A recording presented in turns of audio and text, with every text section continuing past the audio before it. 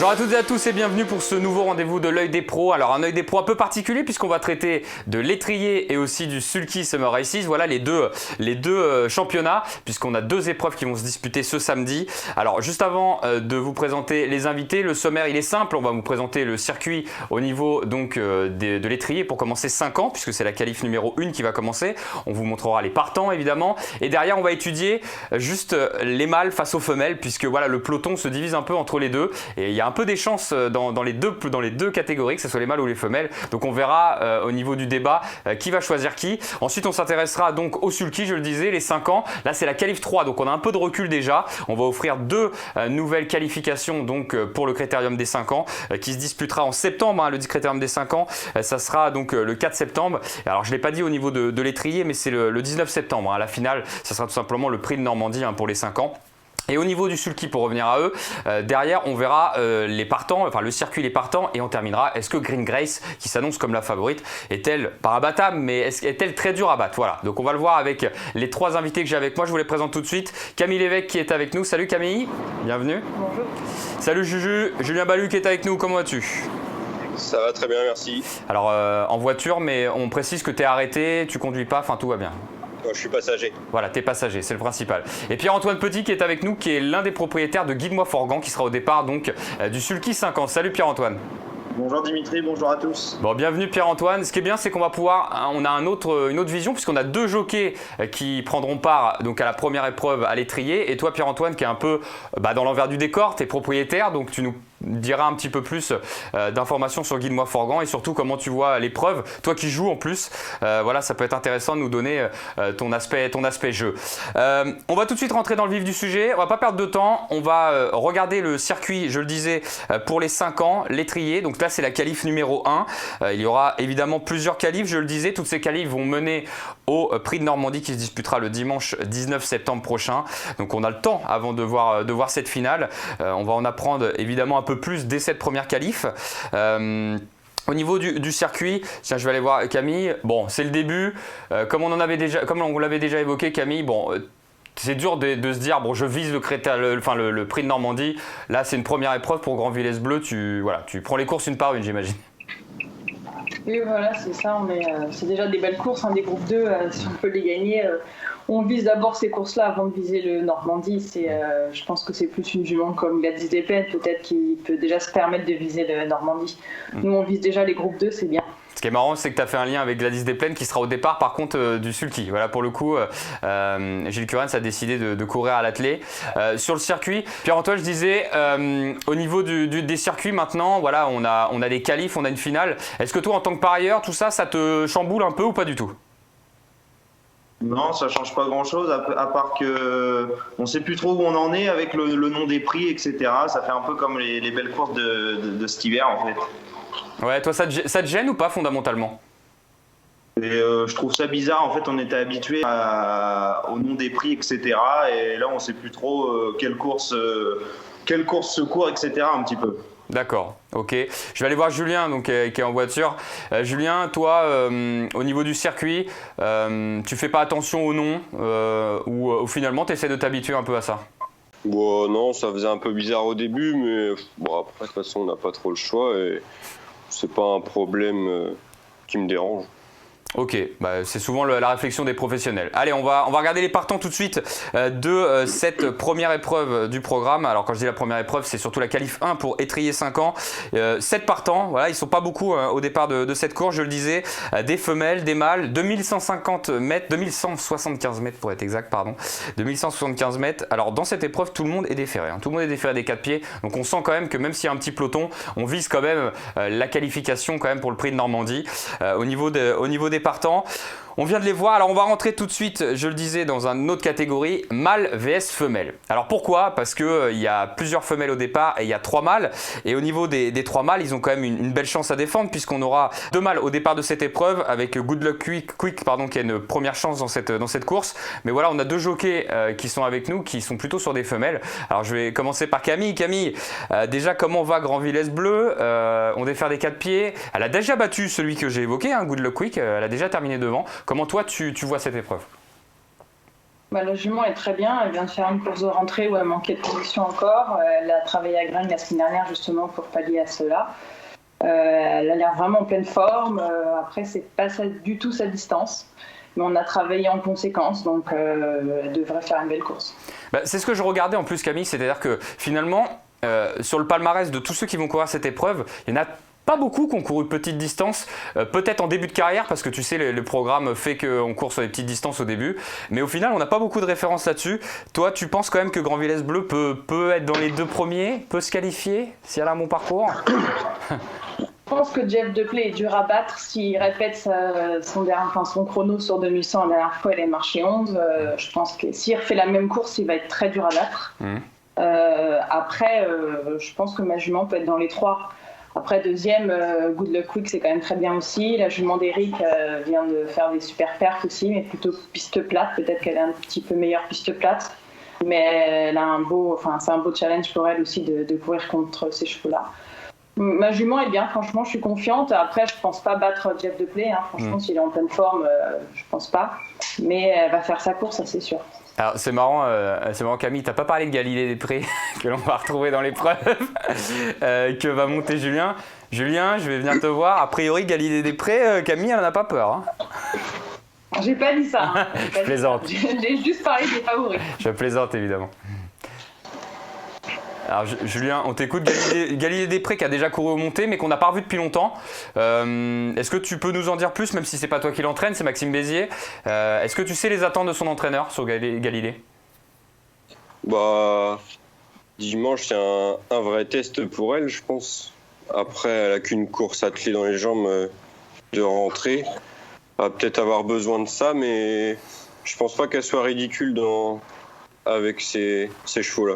Ce qui est intéressant, c'est Galilée des Prés, quand même, là évidemment tout à l'heure je faisais une petite vanne, Camille bien entendu, Galilée des Prés a des références sur les parcours de vitesse puisque elle a couru le prix de sélection et alors c'est à l'attelé mais elle a fait afficher un drôle de chrono puisqu'elle a couru en 11,5 ce jour-là.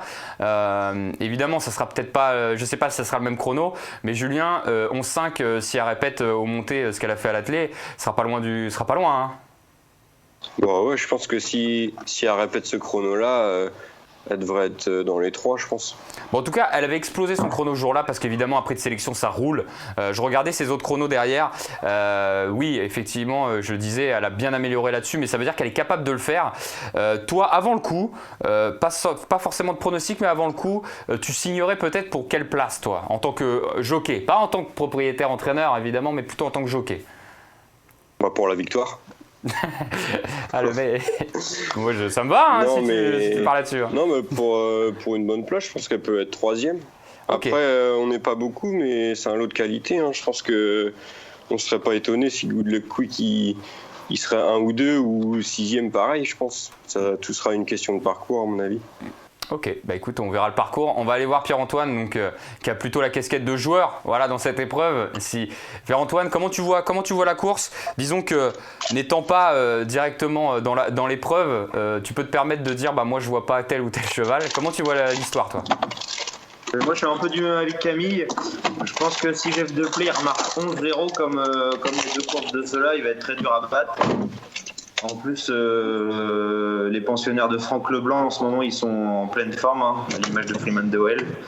Voilà. Moi, je pense que c'est un peu Jeff Deplay contre Glorious Carnois, voilà. Ouais, donc là, nos deux invités que tu as là, tu les mets même pas dans ton ticket de couplet, toi? Je sais que la jument à Camille, elle l'a toujours bien aimé. Maintenant, c'est vraiment la distance qui me fait peur. Ouais, comme on l'a évoqué tout à l'heure. Et Galilée des Prés, 3-4, je la vois pas mieux, franchement. Bon, écoute, on verra bien au niveau du parcours. Pierre, je voulais te demander, toi qui joues, je voulais faire un rappel justement, c'est une course de 7 partants. Et pour les joueurs, ça peut être intéressant parce qu'il n'y en a que 2 qui payent à la place, mais souvent ça paye beaucoup mieux que s'il y en avait 8. Parce que, 8 partants, on commence à avoir 3 places payées, mais là, les rapports sont beaucoup plus bas. Est-ce que toi, par exemple, tu apprécies ces courses où quand il y a 7 partants? Est-ce que tu te dis oui, au moins placé, je peux jouer un grandissime favori qui finalement placé peut me rapporter plus que d'habitude?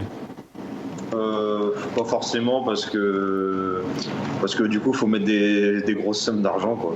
Ouais, donc pour toi, t'es pas un matelassier, toi alors? Non, pas du tout. Pas du tout. Toi, tu veux des gros rapports. Ok, alors pour terminer là-dessus, donc le débat c'était mâle vs femelle. Alors toi, tu partirais plutôt sur les mâles ou les femelles alors, Pierre? Moi, je partirais sur Jeff de Play. D'accord, donc tu partirais plutôt sur les mâles alors, avant le coup. Ok, bah écoute, on part sur les mâles. Camille, je te pose ça comme question, mais j'ai l'impression que j'ai déjà la réponse. Les femelles en force? Oh bah oui, on va essayer de tout faire pour battre le grand favori, même si je pense que ça va être difficile. Ça va être compliqué. Oui, vous êtes 5 femelles au départ de cette épreuve, donc voilà, il y a un peu plus de matière. Julien, qui a plus son micro, Julien. Il y a du bruit, Julien. T'es où? T'es dans la pampa là? Comment? T'es dans la. Ça confirme. T'es dans la pampa, Julien? Un petit peu, ouais. Un petit peu, ouais. Bon, femelles ou les mâles alors, avant le coup? J'ai envie de me méfier de Glorious Karma quand même. Elle a fait des belles impressions lors de ses dernières courses. Donc à ce niveau-là, je demande à voir. Ok, eh ben écoutez, on part plutôt sur les femelles avant le coup, on l'aura bien compris, sur cette épreuve. On va passer donc au sulky. Alors vous avez moins d'intérêt, que ce soit Camille et Julien dans cette épreuve, beaucoup plus fournie. Quand je disais le sulky, c'est la sulky 5 ans, qui sera d'ailleurs support du quintet, c'est la qualif numéro 3. Dans cette épreuve, on va voir le circuit. Alors le circuit, il y a déjà quelques qualifs qui ont été faites, je vous l'ai dit, et elle mène tout simplement au Critérium des 5 ans, pas de surprise jusqu'à là, samedi 4 septembre pour le Critérium des 5 ans, la finale. On va voir les partants qui vont s'afficher donc au niveau de cette épreuve. Je le disais, beaucoup plus de partants, ils sont 15 à s'affronter sur 2850 mètres, c'est un groupe 2. C'est marrant les écarts de gains parce qu'on va avoir Galileo Bello qui est moins riche du lot à 88 000 de gains et on a Green Grace par exemple qui a 675 000. On a vraiment des gros écarts et ce qui peut permettre, on l'a dit peut-être avec une certaine forme de pouvoir se qualifier. Alors là, il n'y a que 2 tickets qualificatifs pour 15 partants, c'est pas énorme. Et voilà, on a vu tous les concurrents s'afficher. Finalement, au niveau du trot, voilà, vous savez, les petits smileys, on n'a que Green Grace, voilà, qui est en verte. Donc on a envie de se projeter là-dessus. Et c'est d'ailleurs pour ça que j'amène le dernier débat, voilà, de l'émission, en tout cas sur cette course. C'est est-ce que Green Grace est la favorite logique? Voilà, j'ai pas envie de dire imbattable parce que elle a pas non plus une musique, elle a FaceTime Bourbon. Mais voilà, Green Grace est au plafond des gains, elle a un superbe engagement. D'ailleurs, avant de répondre à cette question, ce qu'on peut faire, c'est qu'on va voir sa dernière course de référence qui va s'afficher. C'est surtout le moment où elle fait sa faute. Elle a fait la faute alors que finalement elle avait des ressources. Elle était notamment donc avec Guderipré, avec Gelati Cut. C'était un autre lot. Il y avait les mâles qui étaient au départ de cette épreuve. C'est pour ça que je disais qu'aujourd'hui l'engagement est quand même beaucoup mieux. Je vais aller te voir toi, Camille. Qu'est-ce que tu en penses de Green Grace dans ce lot-là? Est-ce que tu penses que c'est un peu sa course quand même? Ah bah complètement, Guderipré n'étant plus là, ça devient la logique favorite. Elle a les références, elle a de la vitesse, elle a de la tenue. Évidemment qu'elle a une toute première chance. Après, elle reste un petit peu spéciale quand même, il faut faire attention. Mais c'est vrai que c'est pas une favorite comme FaceTime Bourbon, mais c'est une grande favorite quand même. Alors je vois que tu penches encore vers les femelles, hein. C'est toujours les femelles sur ça. Bon, on défend le côté féminin, c'est normal. D'ailleurs, au départ de cette épreuve, il n'y a pas que Green Grace, hein. Goldie Marie, une jument comme Goldie Marie, peut avoir son mot à dire aussi, hein, pour les places. C'est vrai, elle a fait des super perfs, elle est quasiment toujours à l'arrivée. C'est une super jument. Après, elle mériterait de gagner sa petite course comme ça, mais bon, elle tombe toujours sur des chevaux, évidemment, sur des Guderipré, Gelati Cut, Green Grace, qui sont certainement un petit peu au-dessus.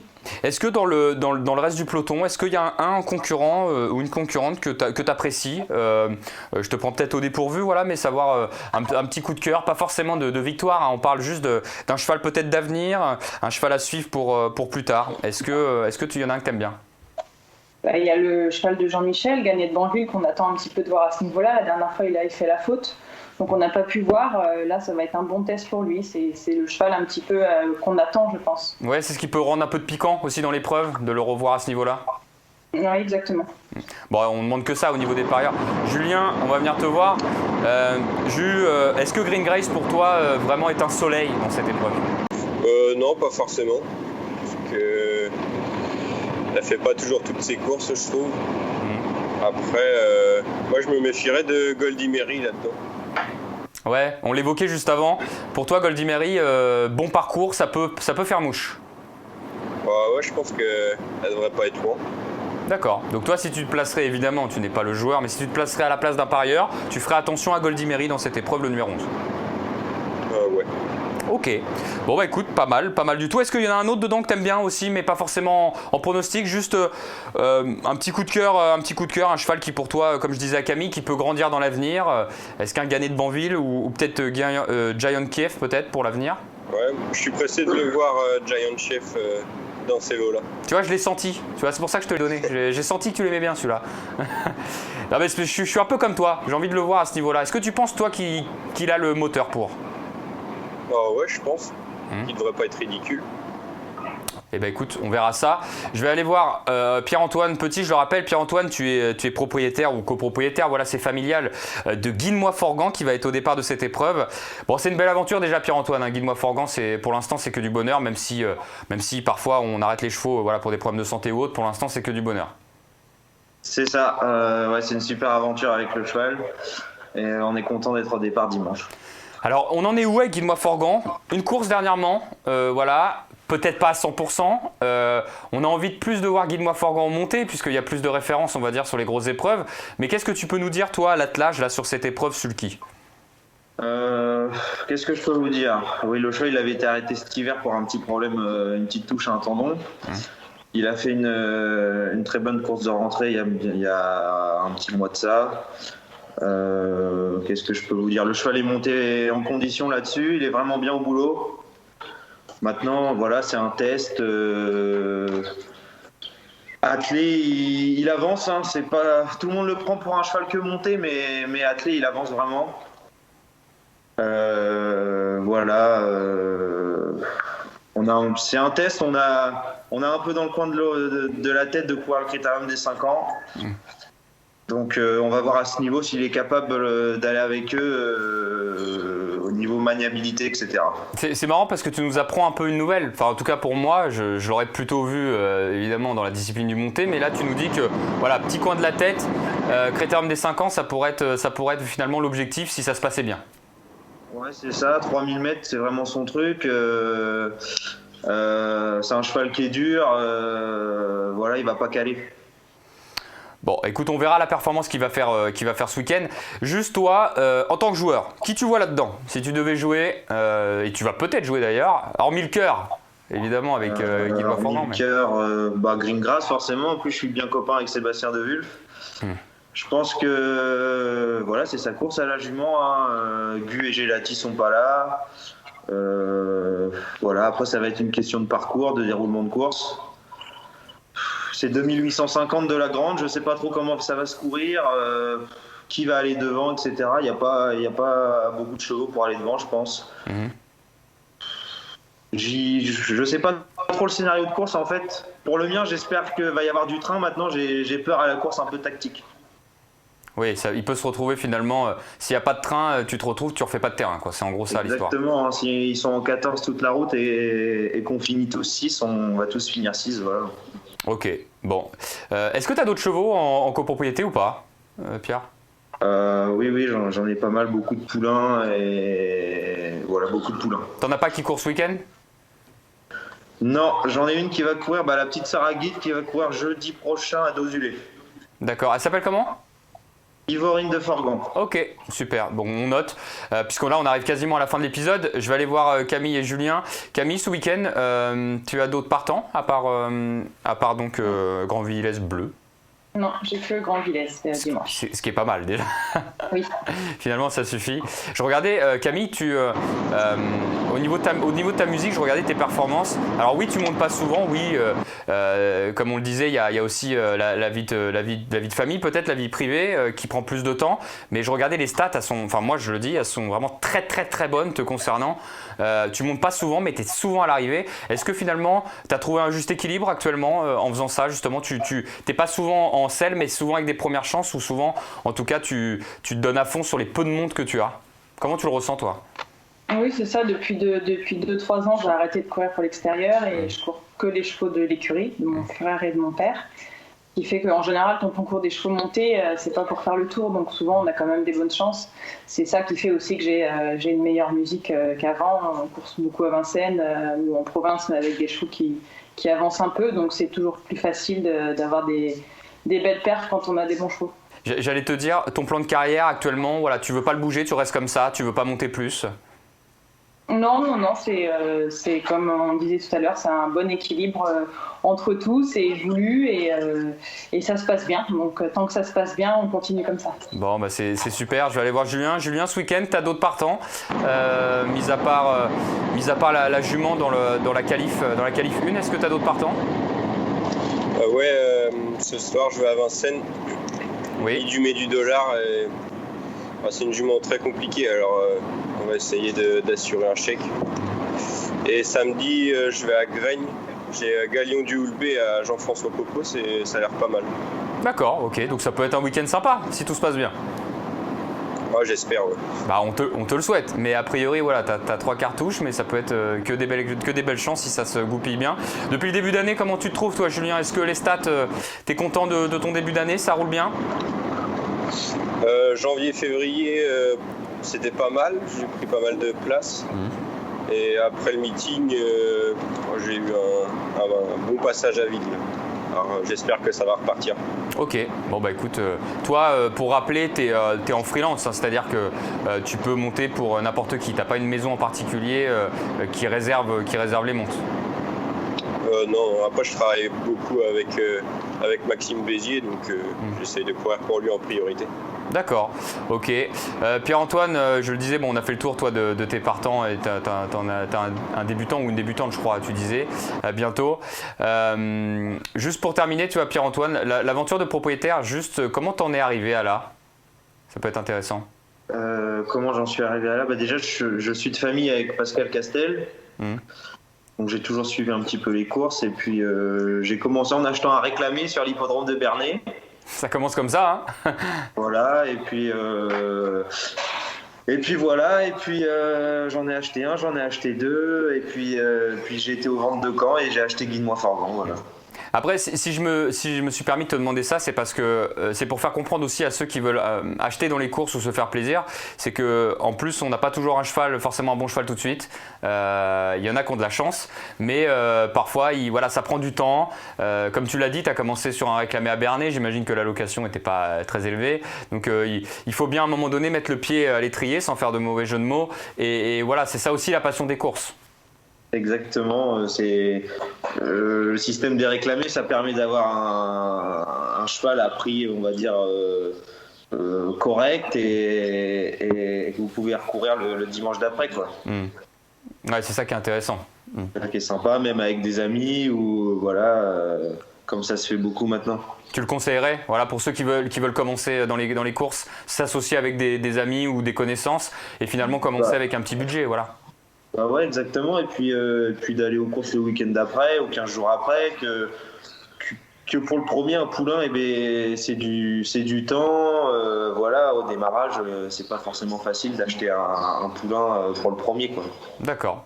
Bon bah parfait, écoutez, on en a terminé pour cet épisode. Moi je vais vous libérer, chacun est chez soi, il y en a un qui est sur la route. Donc Pierre-Antoine, merci beaucoup d'avoir été avec nous. J'espère que Guinemois-Forgan fera une belle performance. De même pour Julien et Camille, voilà, j'espère que vous allez peut-être prendre les 2 premières places de la qualif 1 de l'étrier 5 ans, ça serait top.